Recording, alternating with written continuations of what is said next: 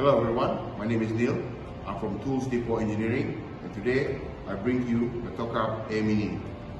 Next, we need to untangle the cord and to check for any visible damages on the remote.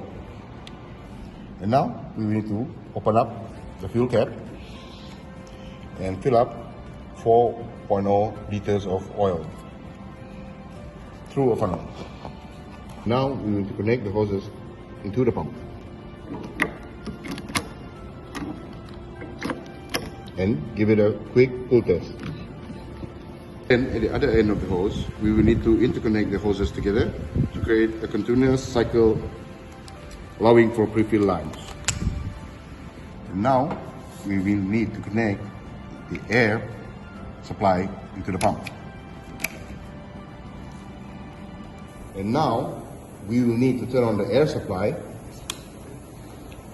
run your pump, advance,